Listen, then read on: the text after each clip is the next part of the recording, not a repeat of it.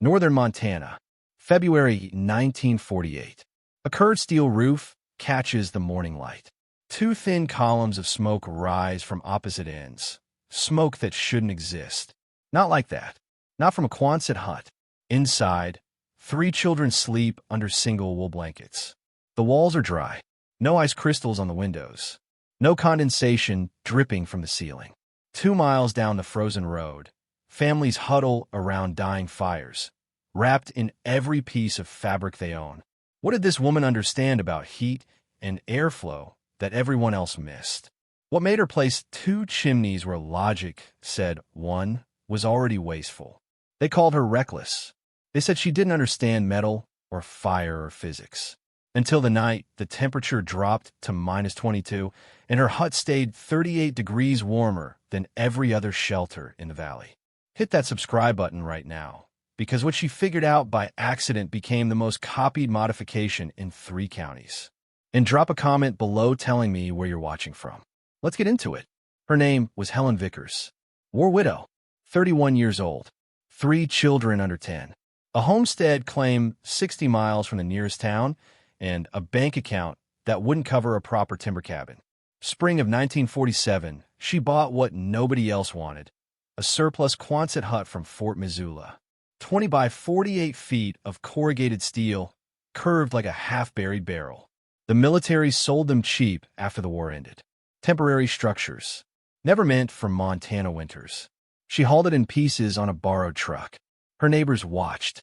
Some helped. Most shook their heads. That's a summer shed, old Frank Morrison told her. You can't winter in sheet metal. But Helen had done the math. Lumber cost 3 times what she'd paid for the entire hut.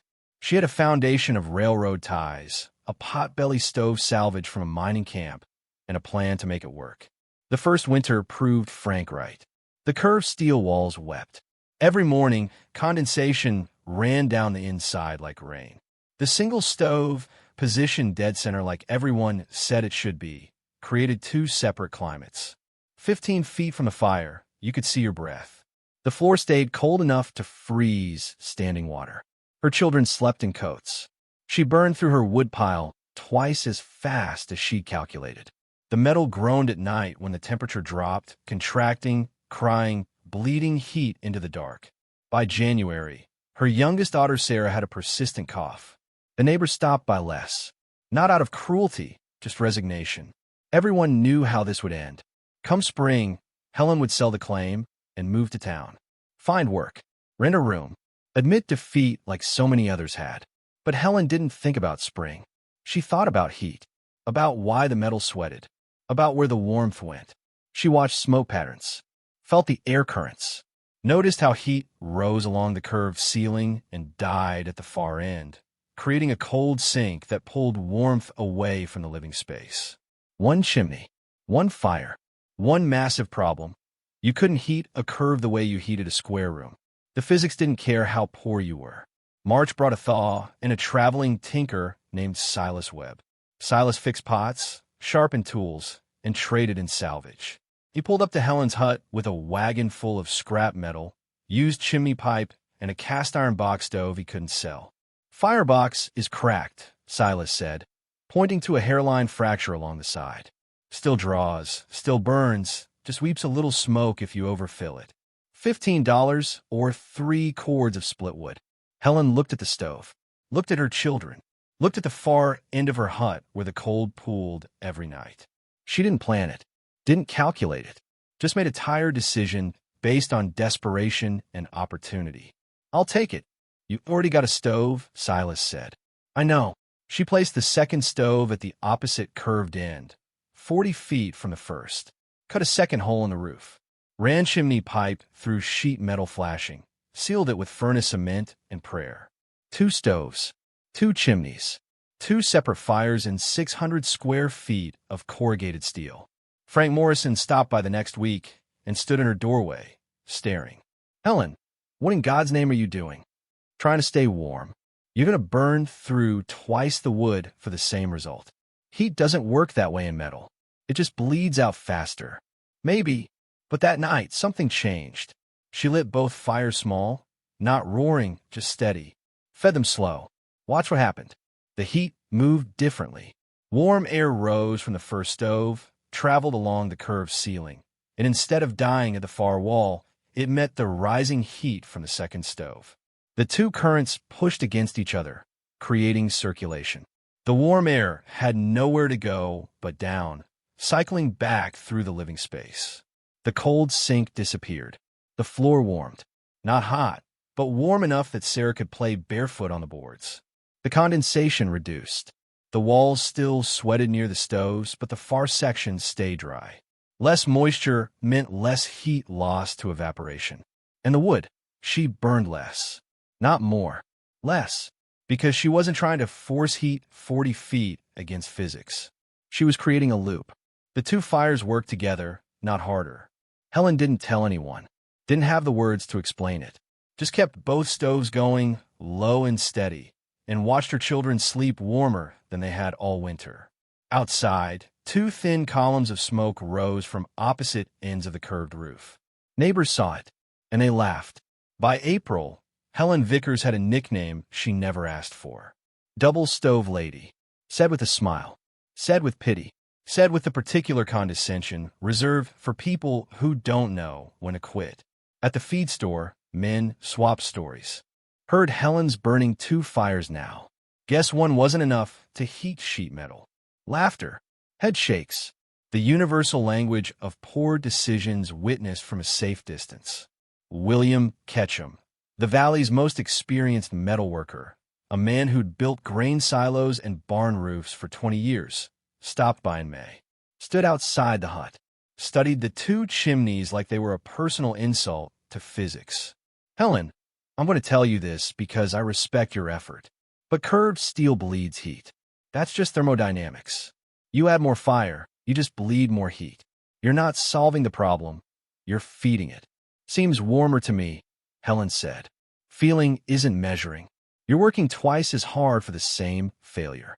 The women were kinder, but no less certain.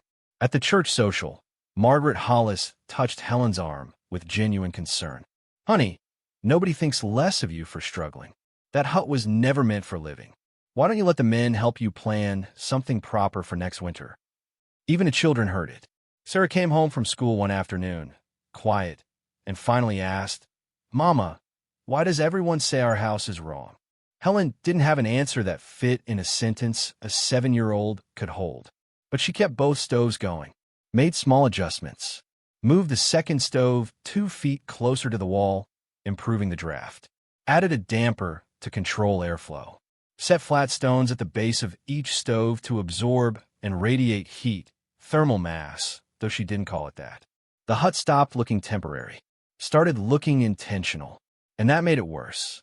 A proper homestead had one hearth, one fire, one center to the home.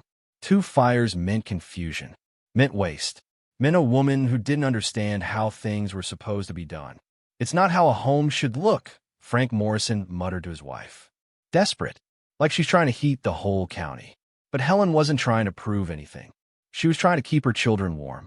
And every night, when the temperature dropped and the wind came howling across the frozen prairie, her hut stayed warm with half the wood her neighbors burned.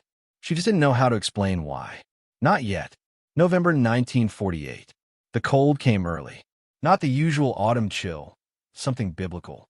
Arctic air pushing south, riding winds that cut through wool and wood and hope. November 7th. The temperature hit 18 degrees at sunset. By midnight, it was 4 below. By dawn, -18. And it stayed there. 5 days. 5 nights. The kind of cold that cracks trees and freezes livestock standing in fields. Helen's neighbors burned through their November wood piles in 3 days. Families moved into single rooms, hanging blankets to trap heat. Pipes froze. Fires roared day and night, consuming cords of split pine and still losing ground to the cold. At the Morrison place, Frank and his sons took turns feeding the fireplace, kept it blazing, watched the walls frost over 6 feet from the hearth, slept in shifts because letting the fire die meant waking to ice in the water bucket. 2 miles south, the Carver family's chimney cracked from thermal shock. They moved in with the Hollis family. 8 people in 4 rooms, burning wood faster than 2 families could split it. The valley held its breath, waited for the cold to break, prayed it would break before the wood ran out. And at the curved steel hut at the end of Vickers Road, two thin columns of smoke rose into the frozen sky. Inside, Helen fed both stoves. Not roaring. Steady. Small splits, slow burn. She'd learned the rhythm. Learned that circulation didn't need force, just consistency. The children slept under single blankets. The floor stayed warm enough to walk barefoot. No ice on the windows. No condensation freezing on the walls. On the third night, Helen burned 4 logs between both stoves. Frank Morrison, half a mile away, burned 9 in his fireplace alone. Stay with me, because the temperature reading that came next silenced an entire valley. Morning of November 12th, the cold finally broke. Temperature climbed to 22 degrees, practically balmy. People emerged, exhausted, counting their remaining wood. William Ketchum drove by the vicar's place on his way to town. Saw the smoke still rising. Saw Helen outside, splitting wood. Not frantically, just steadily. He pulled over. "How much would you got left?" Helen pointed to the shed. Still half full. William stared. Did the math. 5 days. Brutal cold. She should be empty. Ow! Helen shrugged. 2 stoves. Low and slow. That doesn't make sense. You're heating the same space with 2 fires. Should burn more, not less. Want to come inside and see? William stepped into the hut, stood in the center, felt the air. Warm, evenly warm. Not the blast furnace heat of an overfed fire. Just comfortable, from floor to ceiling. Wall to wall. He walked to the far end. Still warm. No dead zones. No cold sink. Then he saw Helen's thermometer hanging on the wall. 64 degrees. His house, built proper, timber and plaster, single stone fireplace, had barely held 40 degrees during the worst of it. How much warmer? William asked. Helen pulled out a scrap of paper. She'd been keeping notes, recording temperatures at her place and asking neighbors about theirs. The numbers told the story. On the coldest night, November 9th, minus 22 outside, Helen's hut maintained 62 degrees. The Morrison cabin, with its roaring fireplace, 24 degrees. The Hollis place, 28. 38 degrees warmer. Using half the wood. William Ketchum stood in that curved steel hut, a man who'd built structures across 3 counties, and realized he'd been wrong. Not just wrong, completely backward. The curve, he said slowly. The 2 fires create a convection loop. The heat doesn't just rise and bleed out, it circulates. The cold air gets pushed down and reheated before it can settle. I don't know about all that, Helen said. I just know it works. William pulled off his hat, turned it in his hands. Helen, I owe you an apology. You don't owe me anything. I called you reckless. You weren't alone. He looked at the 2 stoves. The careful placement. The stone bases. The dampers. The dry walls. Would you mind if I measured this setup? Wrote it down proper. Helen smiled. Long as you don't charge me for the education. William Ketchum spent 3 hours in Helen Vickers' hut that day. Measured everything. Wrote it down in a leather notebook with careful diagrams. Distance between stoves, 42 feet. Height of chimneys, identical, 8 feet above roofline. Stove positioning, both set 18 inches from the curved walls. Damper settings, half open on both, creating steady draw without overconsumption. He documented the stone bases, flat sandstone pieces, roughly 30 pounds each, positioned under and beside each stove. Thermal mass. They absorbed heat during the day, radiated it back at night. Kept the fire from having to work as hard during temperature drops. But the real story was in the airflow. William dropped a handful of wood ash near the floor. Watched it drift. The particles moved in a slow, deliberate pattern, rising near the first stove, traveling along the curved ceiling, meeting the heat from the second stove, then descending along the far wall and flowing back across the floor. A complete loop. Continuous circulation. In a square room with 1 fire, William explained to Helen, the heat rises straight up, hits the ceiling, and spreads outward until it cools and sinks in the corners. You get hot spots and cold spots. Dead air. In your setup, the curve works with you. The 2 heat sources create competing updrafts. They push the warm air into motion. It can't settle, can't create cold pockets. Helen watched the ash dance. I'm not burning more heat. I'm just moving it better. Exactly. And because the air keeps circulating, you're not losing as much to the walls. Less contact time means less conductive heat loss. The metal still bleeds heat, but the air inside stays warm enough to compensate. The math was simple once you saw it. Single stove in a Quonset hut. Heat rises, travels 10 to 15 feet, dies. You compensate by burning hotter, which burns more wood, which still doesn't solve the cold zones. Two stoves, properly positioned. Heat rises from both ends, creates circulation, eliminates dead air, reduces the temperature gradient from hot to cold. You burn less per stove because you're not fighting physics, you're using it. William recorded the wood consumption. Helen had burned approximately 40% less wood than comparable single-stove structures during the cold snap. 40%. Not a guess. A measured fact. He noted the secondary benefits. Reduced condensation meant less heat lost to evaporation. Dry walls meant less thermal bridging through moisture. Stable temperatures meant less expansion and contraction of the metal, less structural stress, fewer gaps for drafts. The children, Helen's 3, who'd been watching from the corner, were sleeping through the night now. No coughing, no waking up shivering. Sarah's persistent cough had cleared up within 2 weeks of the two-stove system. How long have you known this worked? William asked. Since March. Maybe April when I really trusted it. And you didn't tell anyone? Helen smiled, tired. Would you have listened? William closed his notebook, looked at this woman who'd solved a problem he'd declared unsolvable. No, he admitted. I wouldn't have. By evening, word had spread.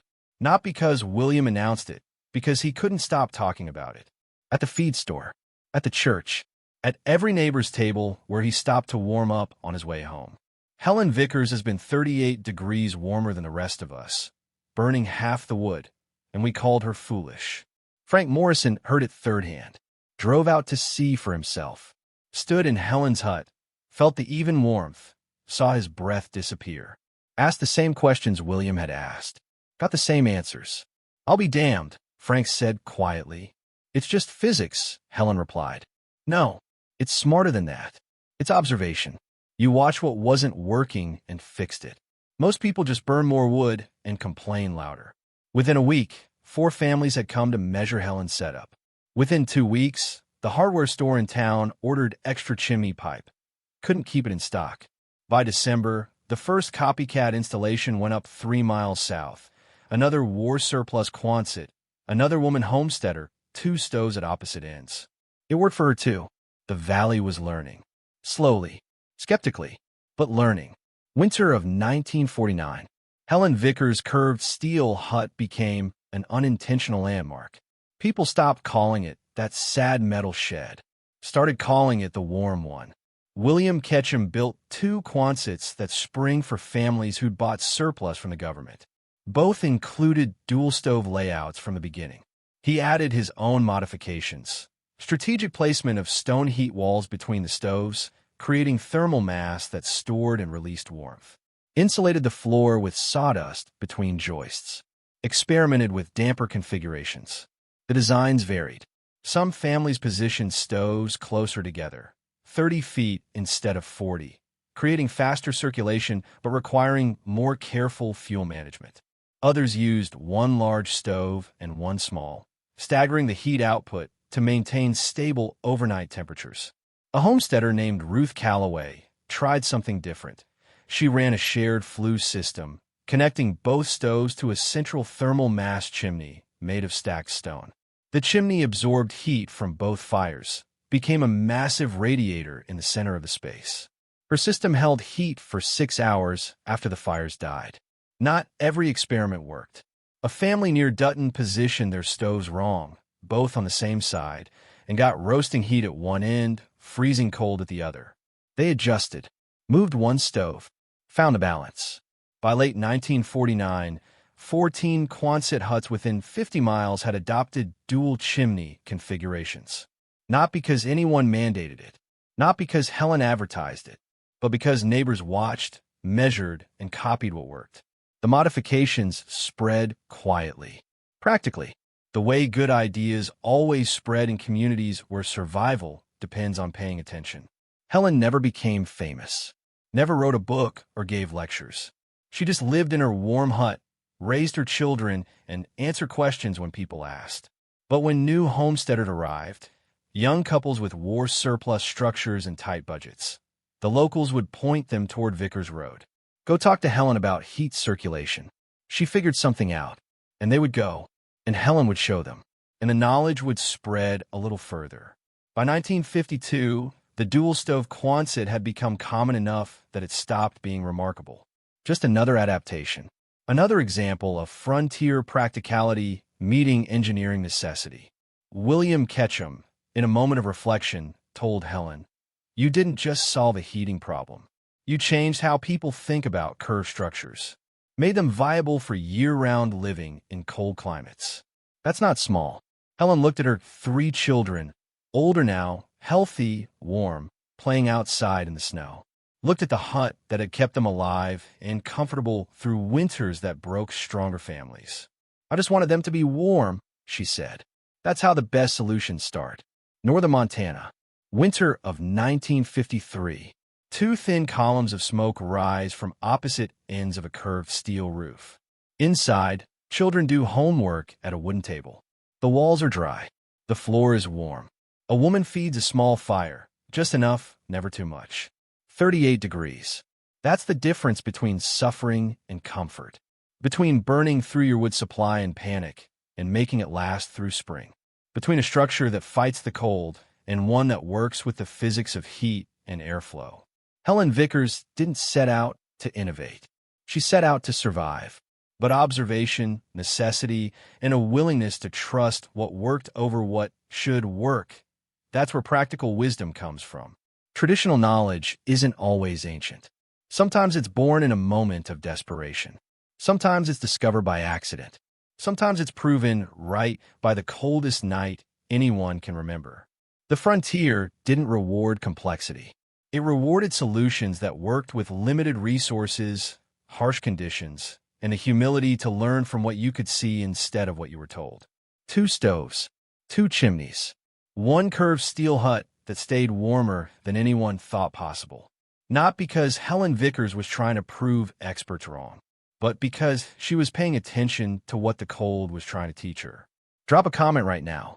Where are you watching from? And what's the coldest night you've ever survived? Hit that subscribe button. Every week, I bring you a new story of frontier survival wisdom. Real techniques, real people, real results that change how communities lived. Because the old ways weren't backward. They were tested by conditions that didn't forgive mistakes. See you in the next one. Educational note. This video presents historically inspired reconstructions for educational and storytelling purposes. Characters, names, and specific events are fictional, while the techniques, concepts, and principles discussed are based on real historical practices and well-established physical or practical knowledge. Any modern application should be evaluated according to current standards, safety guidelines, and applicable laws or regulations. This content is educational in nature and does not constitute professional, technical, or legal advice.